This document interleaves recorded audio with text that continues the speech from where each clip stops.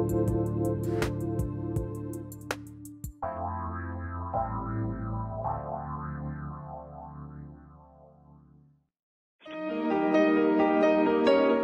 to the Dr. Pat Show. Talk radio to thrive by. Powerful, inspiring, and coming to you live, bringing you stories of people like you and me, busting through and living life full out. Get ready to dare to wonder what your life would be like if you knew you could not fail. Aloha, everybody. Jumping right in on at it. This is Ameera Beth, Healer. Big surprise. Dr. Pat, maybe you all know, is on vacation this week. And I've been given the great honor to sit in and host one of her shows. I have a show on Transformation Talk Radio entitled Tales from the Merworld Radio. And it's a program where we explore the ancient lands like Atlantis and Lemuria. And in this case today, we're going to talk about Avalon.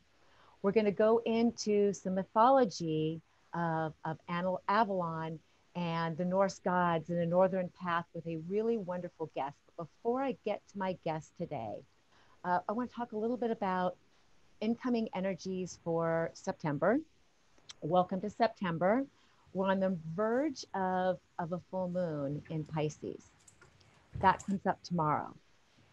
Pisces and Virgo, we're in the constellation of Virgo, are very mutable signs. And the message I got from Spirit today is that to be especially open to the idea that the sands of time are going to be shifting and changing pretty much on the daily while we are in these two very mutable energies and really throughout the rest of the year while 2020 kind of works itself out. And brings us the the rest of the changes, the epic sweeping changes that are already coming through, transforming our planet. And humans, we get very caught up and attached to sameness. It's very difficult for a lot of us to embrace change. And this year, we've certainly had to get used to things changing on a regular basis, and feeling very strongly that the month of September, we're going to continue to see a lot of movement, and it will be good for all of us to take on the very mutable qualities of Virgo and Pisces. I'm a Pisces, so I understand that very free-flowing, swimming movement through all the ebbs and flows of life. And it will be very helpful for all of us to kind of adopt that type of mentality that, our source of stability or source of strength can come from one place, and that is with God. That is with source and whatever you want to call the divine creator.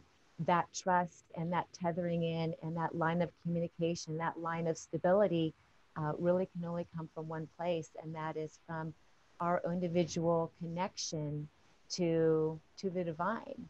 And on that note, I'm very excited to introduce my next guest to you. I really have a great privilege on my show to work with a lot of healers and teachers and messengers of God that I know personally and have personally spent time with and who have affected my life and affected the lives of a lot of the people around me. I first met Jeremy White in Portland, Oregon. Actually, I think I met him in Astoria. Went into his store. He had a shop in Astoria, Oregon on the coast, and met him and just immediately felt the magnificence and the genuine aspects of his personality and for his love for his craft. And got to know Jeremy, even had a reading with Jeremy, a rune reading. And I'm going to get into that story a little bit later. But what I want you to know about Jeremy White is he is the real deal out in the world. He is a white Vitki, a Norse medicine man, priest, shaman, and storyteller. He follows the path of Odin in everything he does, using Elder Funkart, I hope I pronounced that right, as his guide. He is honored to speak Odin's word, to teach his wisdom, and to use magic for healing and awakening. As Vitki, he opens doorways to the unseen and to the ways of our ancestors. This is his purpose, to heal the fairy accord and to mend what was once broken between the divine masculine and divine feminine through the Northern Gateway as he draws back the veil of the enchantment realms for others to see. I love that term, draws back the veils of the enchantment realms. He's a teacher who knows the old ways, those simple yet profound and magical ways that lead others to great transformation. Jeremy resides in Glastonbury, England, and is a land guardian of the ancient Isle of Avalon. He is available for readings and offers classes so that others can expand and awaken into their own magic and medicine. He is also a speaker and author of Raising the Runes, a shamanic journey through Avalon. And we're going to talk about all of this, everything on Jeremy's resume we're going to get into. And Jeremy's also going to offer us a wonderful meditation a little bit further in the program. So without further ado, Jeremy, thank you so much for coming on Tales from the Merworld Radio. How are you today? I'm great, and I want to thank you for inviting me. It's lovely to be seen out in the wider world. Yes. The reason this is the Northern Gateway's come about, I've always been deep into the myths and magic of the Celtic and Nordic tribes and the history of Avalon further and further back. We associate Glastonbury with a rock festival in the world now, but right. Avalon, the labyrinth on the Tor, the old hill, was carved 10,000 years ago, 5,000 years before Stonehenge. All the major ley lines, which are the magnetic energy fields that animals still navigate around the world, all converge into the Tor. There's a lady called Maria Zimmerman Bradley. She wrote a book called The Mists of Avalon. Right. I've read a couple of those books. Yeah. So she also wrote another one called The Ancestors of Avalon, where she believed the people who made the labyrinth in Glastonbury were from Atlantis. Now, on the journeys, we're all searching for the truth. I believe there's only one truth, and that's your truth. But you should explore everybody's truth to see if yours changes. So I'm open to all truths, but I have my truth, but my truth is about being open to evolve on this spiritual journey, to be guided by spirit. And actually, that's what's happened during lockdown, which has been crazy. So Glastonbury is a town that thrives on tourism, just like Sedona in Arizona. And when we got locked down, the shops were all closed. It went very quiet. But the land started to thrive again. The land started to heal. So I decided, I practiced what I preach. And when we're in a time of delay on our journeys, instead of getting frustrated, we should go deeper and deeper into our teachings. And I started reading the ancient texts from the 6th century, the 7th century, ones written by French bards. And the history of Avalon kept coming up and up over and over again about this fairy of cord, the breaking of the fairy of cord. And there's a French bard called Chrétien de Troyes. He's the one who first wrote about Lancelot in the Avalonian stories, but he wrote a book in the 13th century called the Elucidation. Mm-hmm. In the Elucidation, and it's never been finished. So there have been 4 continuations. Other great scholars have tried to finish it. The last one was a lady called Hildegard of Bremen in the 15th century. But basically what was happening, I was reading these old texts, and all these scribes, Christian scribes, were trying to solve the riddles of Avalon, but they were coming about it from the wrong way. Because I work with the land, not necessarily books, I'm on the land all the time, in the star constellations, as Glastonbury Zodiac, they could never work out what the third guardian was of the Grail. So there's, on the Grail quest, they believed there was 7 guardians you have to pass to be worthy of attaining the Grail. It still doesn't mean you're going to get it, it makes you worthy. The first one is the sacrifice. On all magical paths, we must accept there's a sacrifice. You know, Jeremy, I'm going to pause you right there real quick, and I'm just going to go back to something you said that really resonates with me and the experience I'm having on Kauai right now. Because, you know, Kauai thrives on tourism too. Yeah. There is up to 100,000 people a month or more on this little tiny island. And when all the tourism went away and all the businesses closed down and everything went into that great big pause, I experienced the same thing you did with the land, where it was so sad, kind of in one respect, everything was just so different. But I started to feel the vibrancy of this land, of the Aina return. and Yeah. the critters were happy, and the ocean was happy, and the trees and the plants and Yep. everything was like, oh, thank God. Yeah. And it was Breathing us this, that was causing that. yes, this tremendous sigh of relief of thank God all these people are, thank God they're all gone. And you could feel that the land began to take on a different vibrancy, and everything about it shifted. It was very palpable to be in the water with the fish, Yeah. or to be out on the hiking trails and feel the relief in the land Yeah. that it got to receive and got to restore and renew itself without out all those people everywhere. So I really understand what you're saying. Yeah, and I could feel that. I could feel the land was really happy. But and people forget that Avalon is the land. It's not the Right, people. You know, it's not the crystal shops and the fairy shops. It's right. the land. It's Same the with, land that right, it's teaches the us. Aina. Yes. Yeah. And Yeah. that divine feminine dwells in the land, the goddess, and it is a very feminine place. Mm-hmm. And that's guiding us during this time. To cut a long story short, because I can talk about things for a long time, and it's good that you stop me now and then.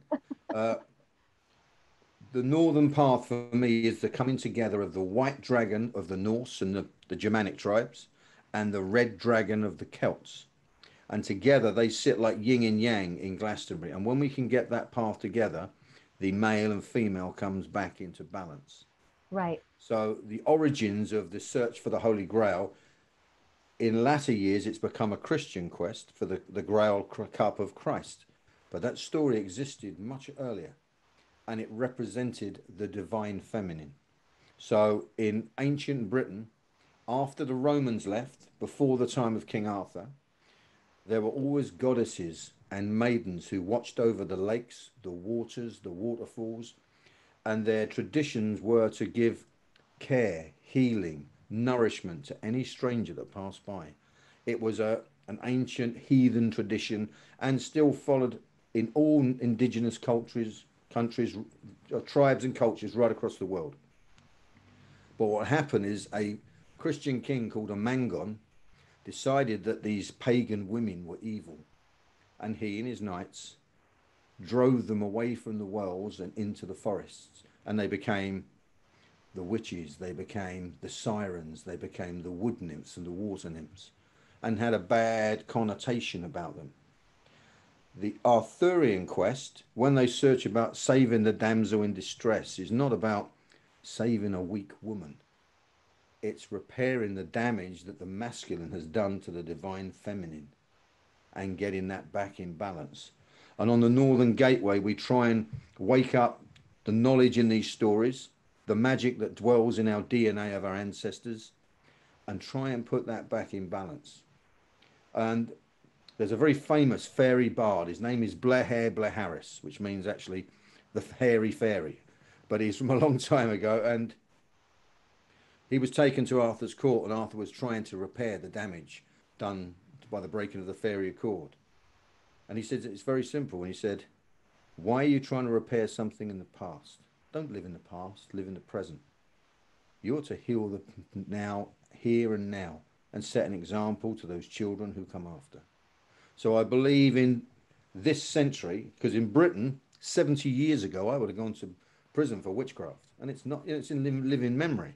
And 70 years in the future, who knows, we might in the future go to prison for it as well. But we have an opportunity to allow people to connect to magic, enchantment, and splendor once more, and take their lives from being black and white to multicolored when we connect them back to the divine feminine and back to the earth. And that's Wonderful. what I want to do. Love the conversation. I have so many questions for you. We're going to take a short break. And when we come back, I'm going to let you just jump right back into everything you're explaining and everything that you're sharing. And so I'm going to let my producers take us into break for a second, and we will be right back. Cool.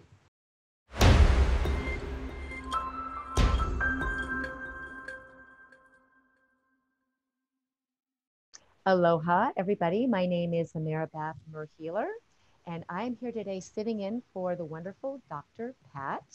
I have been given an opportunity to take on her show today, and I have a very special guest with me we're going to go back into Jeremy White here in a second.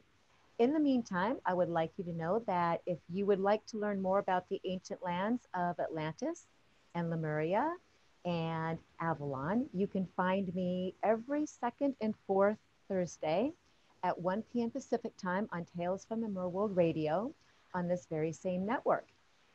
You can also find me at ameerabeth.com and on YouTube under Ameera Beth Merhealer. Today, I'm speaking with my friend Jeremy White, who is coming from us live from Glastonbury. We're talking about the Northern Path. We're talking about Avalon and all the magical things that are happening in this world and where Jeremy's very special place is to bring back this ancient wisdom and knowledge. Jeremy, let's just try and pick up kind of where we left off before the break. But something I really want to ask you, I think everybody needs to know, where can we find you in the world? If somebody wants to work with you or learn about what you do, where can we find you? So firstly, you can find me at jeremyrjwhite.com. That's my website. When you go there, you can be led to the porthole of the northerngateway.org, which is the online tribal community I'm hoping to build. That's my passion.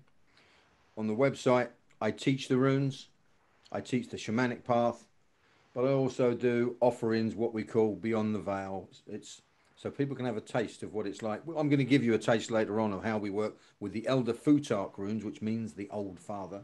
They're the oldest form of the runes. I use them to speak directly to spirit. So when I take people on a vision, I have no idea where you're going beforehand. So we cast the runes, you'll be having the vision, but I'm just channeling what the gods are showing me and what you need to see. And after the vision, I explain what the runes meant and what you were supposed to get out of it. Well, and I remember when I had my rune reading with you some years ago, and I was getting ready to do a retreat on Kauai. It was before I moved to Kauai. And I was really struggling with the name for my retreat. And I don't know if you remember this conversation, but I was really remember that. struggling with what I was going to call this retreat. And we were going through the rune readings, and you said, Ameera, Atlantis is your lineage. Name it after your lineage. Atlantis is sacred to you. Call your retreat the Sacred Touch of Atlantis. And I went, oh gosh, that's wonderful. Why didn't I think of that? And so the Sacred Touch of Atlantis, Kauai Retreat, was born. And I also named my 13 chakra healing modality the Sacred Touch of Atlantis. So thank you very much. You're welcome. That's not me, that's spirit. That's just flowing. Well, it's you being open and really being tuned into the truth of my soul and the truth of my lineage and my path and giving me like a great treasure that helped me to carry my purpose forward out into the world. Well, that's that. You are the wisdom keeper and the beacon watcher to make sure that flame of Atlantis doesn't go out. That's your responsibility, as mine is for Avalon. You are the guardian of Atlantis in this world. And we're the gatekeepers that open the doorways for those who are lost, for those who have no voice in the world of man, to find it within magic and to find sanctuary as well. Yes. I was very interested before we left off the break. You were talking about the sacred feminine and the sirens and how these holy women were kind of put in their place by these forces or by this male energy that found them a threat. So how are we healing now, and how are we recovering that and bringing that back into the collective and restoring that balance between the masculine and feminine? So we live in a very special time where people are craving out for deeper answers. Yes. I'm sort of very versed in the ancient history of Avalon, but what's really important is there's a star temple of Avalon where there are 13 zodiac signs, because there are 13 moons in a year and women have 13 cycles in a year, which proves that the earth is female. So for us to start honoring the divine female, we have to get back in right relationship with the land, honoring Mother Earth, that we don't exist without her. She is our home, she has a sanctuary, and we all come from that womb and go back to that womb. Divine masculine in the indigenous cultures, Mother Earth, Father Sky, as far back as you remember. We need both in balance. You can't just have one. Right. And the more Mother Nature's actually putting us in our place at the moment. Right. We've been naughty kids and we're on the naughty step. So we're getting a lesson, and it's a time of inner discovery and remembering that we need community. That is the greatest joy of mankind, to stay in tribes, to know your place in a tribe and where home is. And those things have been lost in the modern world because we seek material satisfaction, which brings no happiness. It's only when you find that spiritual home, you can just go, oh, I got it. I'm home. And that's what I feel that in Glastonbury. And I have a walking thing as well. I call Walking with Wizards. And I walk people on the land. And what I want to do is open the door so they can have a glimpse of magic and home. I don't want to teach the runes, and I'll tell them some stories, but there are many truths. But they'll find there, in some ways, people will find it through Lemuria. People will find it through Star Masters. People will find it through fairies. People will find it through their ancestors. We're all coming from different directions, but it's the same magic. Well, and I find that the deeper I go into my own lineage and path, the Atlantean path, the Mer people, Avalon, Lemuria, they all intersect. Even Egyptian mythology, they all intersect. And you talked about the labyrinth being built by Atlanteans, and I absolutely concur with that, because I know that when there was an exodus from Atlantis, and Avalon was, and in the Egyptian societies were birds, that the wisdom and that knowledge came and laid a foundation, and was expanded upon by the Avalonian priests and priestesses. So it's all interconnected, and it's very fascinating to explore it all and let it layer upon each other. Well, it's so obvious, but it's hidden from us. Yeah. So in Glastonbury, Glastonbury itself was like the high sept of Europe, where people came for 21 years to study druidry there, and would go off, men and women.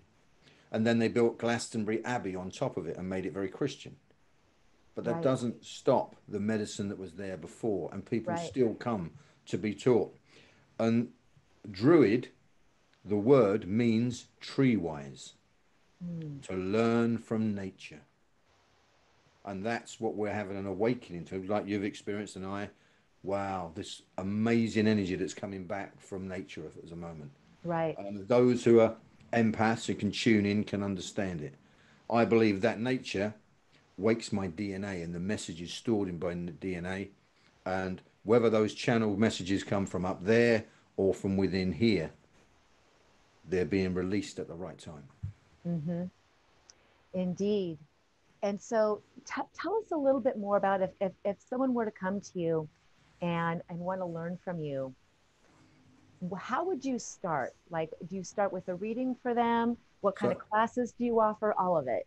So if somebody wants to find out what I do, the best thing for them to do is come online and have a reading with me, where I don't want to know anything about them. I work with the runes. We find out about their past, their present, and the future, and we ask questions. I cannot change the past. I can help with the present, but I can help you navigate the future. And that's where the runes come in, to change in energy events that are going to come. If they want to take that deeper, they can then learn the runes with me, where they learn to communicate with spirit for themselves. And then they start to interpret their own messages. If they want to take that deeper, then they can open up the shamanic path or take the first steps on the Northern Gateway. When I teach shamanism on my website, it's a 2-year course of hard study. In the Northern Gateway, we've broken that down into initiation, 8 weeks to learn the runes, 8 weeks to learn about the cosmos, and they can decide and pull back whenever they want. Because originally all this stuff took 21 years to learn, so you can't learn it in 5 minutes. Right. A lot of the girls in the class, the younger girls, they want to know about the crone, the magic of the crone, the old wise woman. And they're really excited about that. And I had to say, girls, what is the one thing that you have to be a crone? And they're saying wisdom, traveled experience. I said, no, you have to be post-menopausal. That is the qualification to be a crone. And you can't get that until you're there. So don't rush that time ahead. Enjoy being the maiden and the mother. Be the mother. They're equally as important in the path. So don't waste that time. Embrace where you are in your life now and enjoy every moment. there'll be a time when you're a crone and wish you were a maid again. So take your time. Right. You know, and I remember back in Portland when a group of our very dear female friends came and sat with you and learned the runes. And I remember how excited they all were and how it just moved all their gifts and their superpowers and their ability to connect with the runes and with source. It just moved it to such the next level. And these girls were really good friends of mine, and I really remember the joy and the excitement and how much fun they had, how much fun you made it, because you actually help people make their own runes. Can you Yep. talk to us a little bit about that? So the runes are just an alphabet. That's all they are. The symbols are sacred, but it is an alphabet. And I've done readings at an airport on bags of sugar. We're using a biro just to write down what they are because it's the symbol that's sacred. But when you make your own runes, you're making something different. So what you're doing is when they make their runes, I'm a ceramic artist. So they'll pick a symbol that represents them. And then I'll make the runes. I'll carve that symbol into the back of each and every one of the runes. And then when they get them, they'll do their ceremony to make them theirs, and they're never to be given away. Hmm. If you lose one, you cast the rest in the sea because they become part of you. Right. I still have a couple of the runes around. You gifted me a couple here and there, and I've seen you at some different metaphysical fairs and things like that. And I've lightly learned about what some of them mean.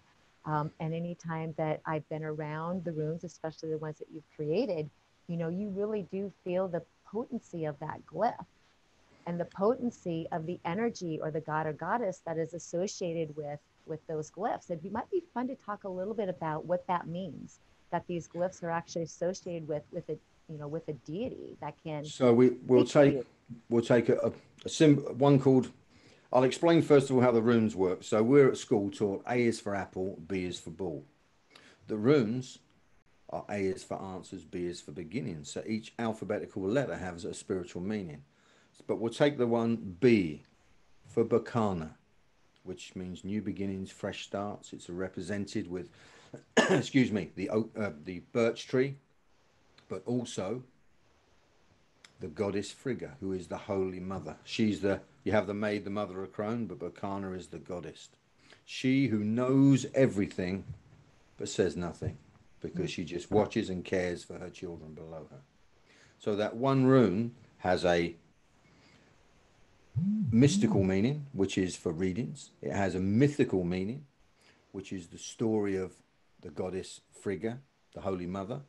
Then it has a magical meaning where you use it as the birch tree to bring about change in people's lives. Amazing. So before we go into your meditation, and we need a lot about 15 minutes for that, what do you most want people to know about what is important to you to share with all of us? So my path is the runic path, but actually being a land guardian of Avalon is way beyond that. And I want people to know that Avalon not only dwells in the English countryside, it dwells inside your heart. It's an aspect of us. Just like the third eye, you can open Avalon in your heart when you start believing in magic and allow magic to manifest in your life. And you're making your quest for the Holy Grail, to recover the divine feminine, to refix the fairy accord and go, this is my quest. It starts with a commitment. That's the sacrifice. Then you go through a struggle. Then you meet the guardian, the first guardian, who allows you in and makes you worthy. Then you meet the swan, which is the being that carries you across the waters to the next realm, where you start understanding between the realms. Then you meet the hawk, which is wisdom, and your frequency starts to change. And things become clearer. You start tuning into different dimensions. You start downloading messages or waking up messages in your own DNA. Then you get the lament, which is you get this far, and this is like a shamanic death and rebirth. Then you have to accept all the bad things you've done in your life. And then accept, but I've been led here for forgiveness. And then the final step is what we call the shield or the grail itself. where you become full of grace and can embrace. And that path is not only the runic path or the Celtic path, it can be the Lemurian path, it can be the Avalonian path. It is there for everybody when you dedicate your life to sharing spirit with people. Oh, amazing. And I would think it would really take somebody who had a very passion, a very deep longing to want to basically look at your own shadows as well as Yeah. your own gifts. You know, look at our dark side as well as look at where our purpose and power is, and, you know, uncover and reveal and become really authentic with that so it can be healed and transmuted into all the things that lay on the other side of our courage. So those 9 worlds, we live in Middle Earth or Midgard. That's where Mhm. Tolkien got it for Lord of the Rings. There are another 8 worlds around us at the same time, and this has been proved by string theory with science. Those other radio stations are playing while we're listening to one song. They're still playing, and a part of us dwells in each of one of those other worlds. So we want to tune into those other worlds. Some people tune into what we call the light elves, which is ascended masters, star beings, angels. Some people tune into the fairy world, Vanaheim, which is the forest, the oceans, the mountains, the beings that dwell there.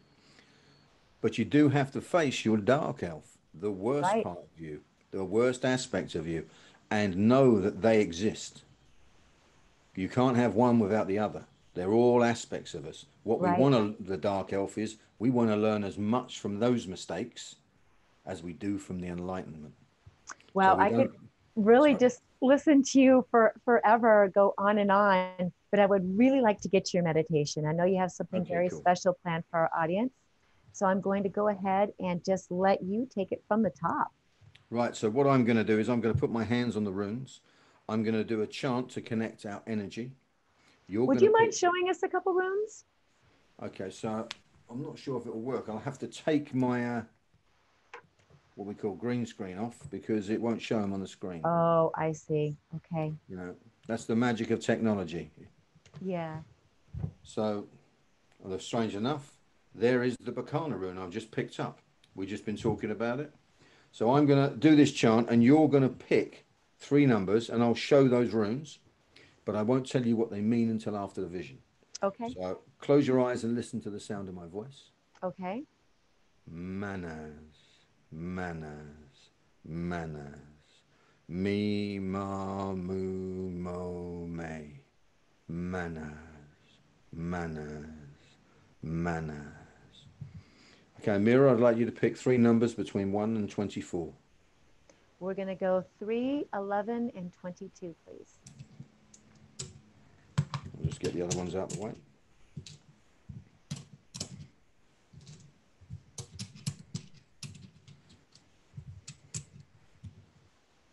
So I'm going to show you the runes I got, which is this is Algiz, this one is Kenaz, and that one is called Now These. I'll explain what they mean after I throw them down. So I'm going to shake them, and you're going to tell me when to throw them. Okay.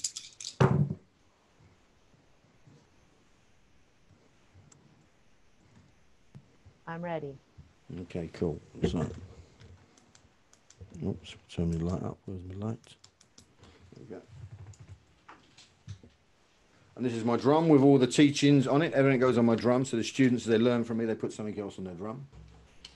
So close your eyes, listen to the sound of the drum, and just imagine what I'm saying.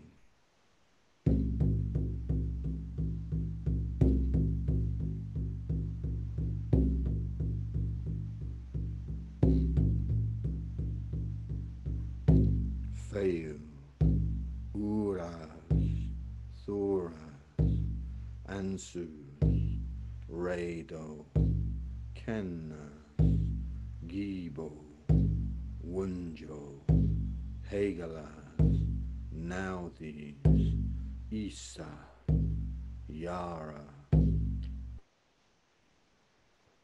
Io, Pethro, Algiz, Sowello, Tirwas, Berkana, Ewas, Manas, Laguz, Ingazu, Othella, Degas. want you to imagine you're standing at the top of a beautiful green hill.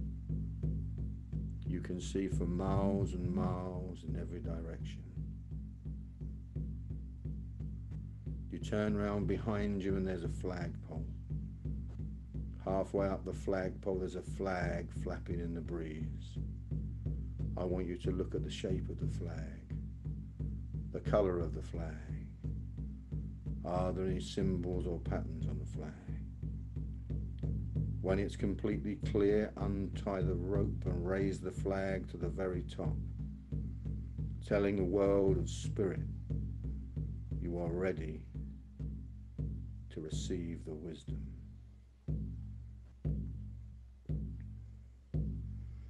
You sit down with your back against the flagpole and stare down into the valley below.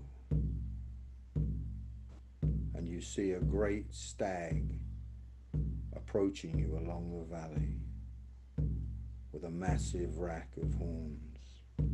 Round and round, up and up, he comes closer and closer.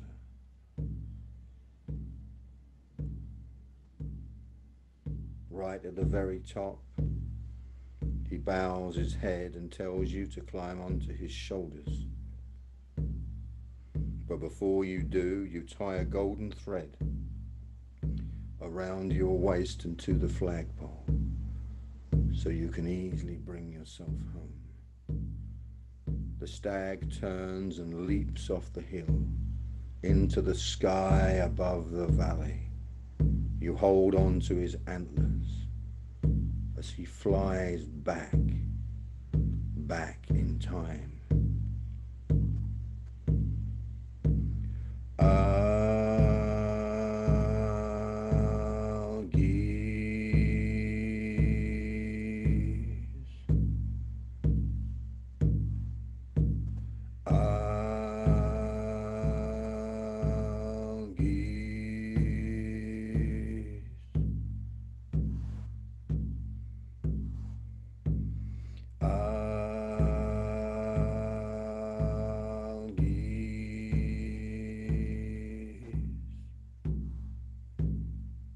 Comes down to land in another time long ago, in a place you might remember or you might not. What time are you in?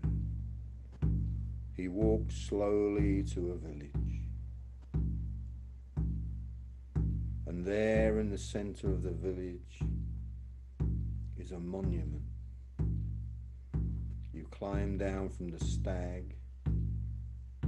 On that monument you see a symbol, and this symbol fills you with self-love, a feeling of empowerment, of knowing who you are.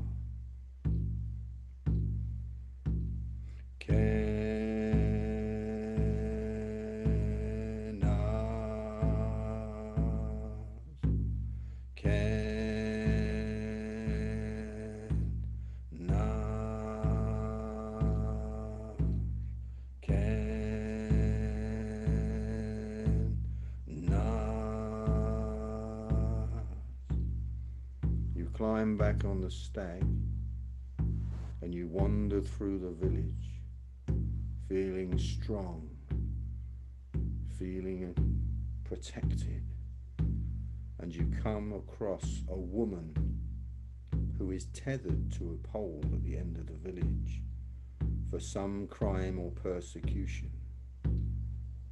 Why is she tied up? Ask her. And if she is not worthy to be bound, then you have the right to set her free. Make your decision and decide whether she deserves to go free or she deserves her punishment. Now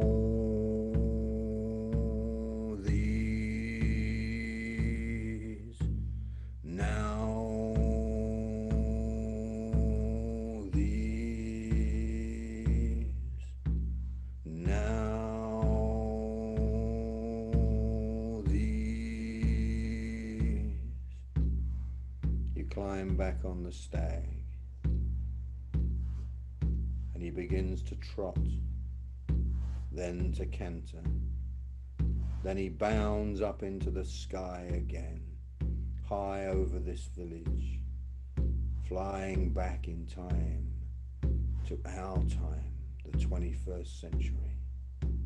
And as you hold on to his great rack of horns, the hairs on the back of his neck separate, and you see the symbol that was on the monument in the village.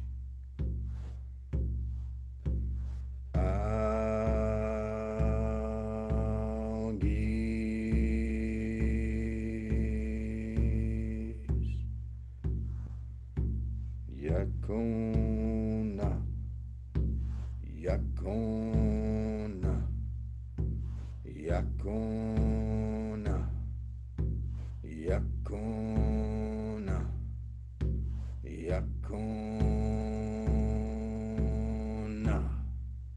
You see the hill with the flag once more, and the great stag comes down to rest. He kneels down at the front to allow you to climb down. He bows his head in respect and leaps once more into the sky.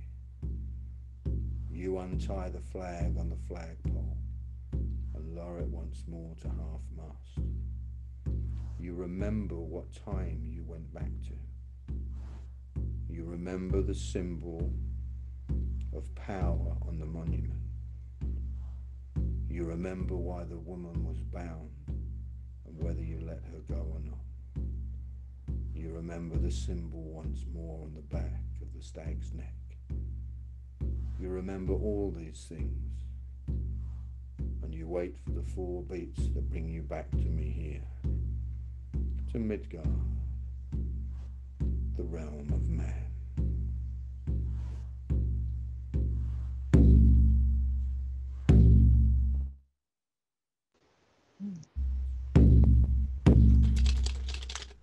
Okay, reground yourself back with me, sister. Okay. So, firstly, this is the Algiz, the stag. It is the rune of self-love and empowerment. But you could only find that symbol when you went Kenaz. You shone a torch back in the past. You had to go backwards to find your power.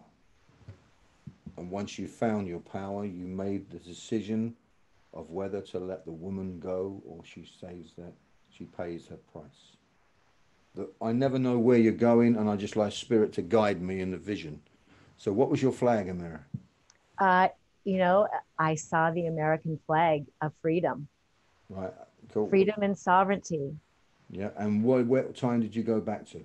I went on that stag and we went right into the water and we swam down to the mer world. And what was the symbol you saw? The symbol was, I have a sacred symbol that was given to me via one of our sisters. And that symbol was very clearly on the monument. I was very clearly told it is time to fully embrace and utilize that symbol and everything that it means. And why was the woman bound? The woman was me. And why was she bound? She was bound. It was a self-imposed or self-punishment or a tethering of her true potential, of my true potential out into the world. And of course, I unbound her and she embraced me and we merged and got back up on that stag and ready to go to next level, you know, next level for purpose. Yeah, and that's exactly really what those runes mean. This one's a really interesting rune now, these. It means the need fire, to rubbing two sticks together, what's necessary in your life. But 10 years ago, I met an old German woman who was in her 80s. And she said, when you're doing a reading for a woman, it means something different. I said, explain. And she said, represents a young girl walking through the orchard. She comes to a tree with a golden apple. It's everything she wants. But she can't climb the tree and she can't jump because she carries a big bag of luggage. And it's time, it looks like a pair of scissors, as she put it, to cut it free. Mm-hmm. So when I'm in a vision, it all depends where it guides me. I hope you enjoyed that. I did. It was really wonderful. And brought a part of myself back from the mer world. Beautiful. That was waiting to return and just assist me on going in life. Jeremy, thank you so much. And How are please we doing share for time, again. sister? Just a couple of minutes, and I want you to share again where we can find you in the world if we would like to get to know you better. So I'm doing 3 offerings at the moment. The one is the northerngateway.org. The next initiation starts on the 19th of October. My own personal website, which is jeremyjrwhite.com. I offer readings, healings, and storytelling there. I'm doing a thing called Beyond the Veil, so people can get a taster of what the Northern Gateway is like, where I tell stories and we do visions like this, and I'll interpret them for them.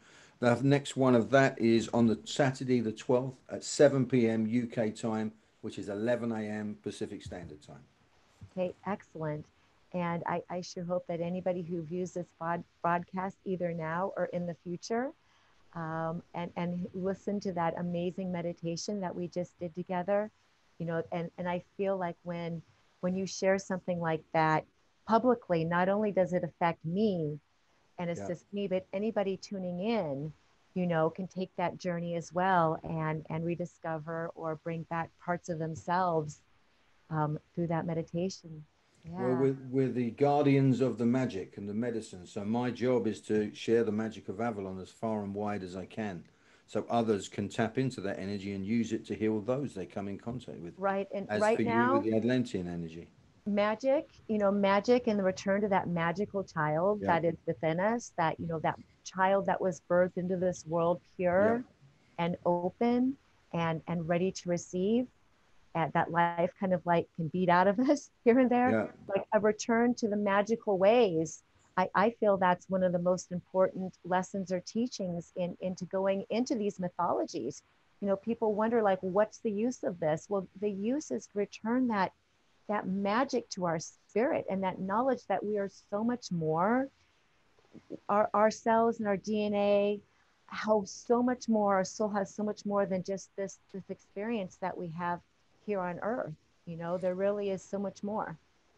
Well, there's a story I tell on the first initiation, which is called The Wooing of Attain. And it's a story that's probably at least 1600 years old. And it's about magic and the fairy kingdoms and fairy magic. But the punchline at the end is you need to see with your heart, you need to Yes, feel with your heart, you need to sing with your heart to believe in magic. yes, And that's what kids do. That when a kid's 5 years old, they can believe in Santa Claus. They get so excited, that joy in their face. They believe in the tooth fairy. Then around 8 or 9, we say, no, you can't believe in that anymore. That's all rubbish. right. What way is that to teach kids to believe Or in magic and somebody then tells just cut it them, away?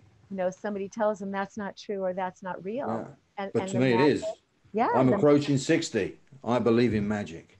And I want to and touch people and share magic wherever I can. exactly. And this is why I do my Atlantean channel and talk about the mer people, because I really do believe that in the not so off future, as the veils continue to drop, those Yeah. of us who are in touch with the magic, even if we don't see it with our physical eyes, because we see it with our heart, Yeah. when we start to be with those creatures in the 3D, on this Yeah. planet, it's going to be like, oh, well, I knew you were there the whole time. And now here you are. I can touch you. I can communicate with you in real time, not only in this magical realm, for those of us who have been teaching and preparing, that's just going to be something that happens just instantaneously and seamlessly.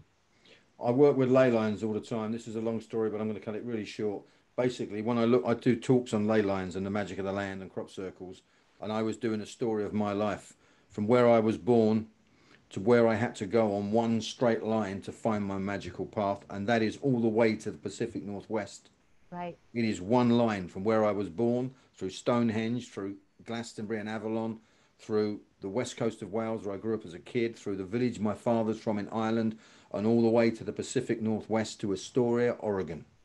One line my life has been on. And that's me trusting spirit and allowing my guidance of Mother Earth to put me where I'm supposed to be. And Yeah. probably the same for putting you in Hawaii. Right.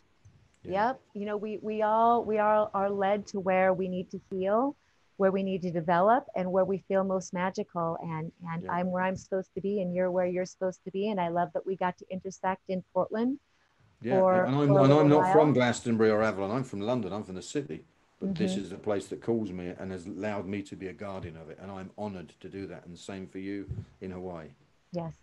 Thank you so much for taking the time. I think it's evening time for you. It is Almost about 8 o'clock in bedtime. the evening now.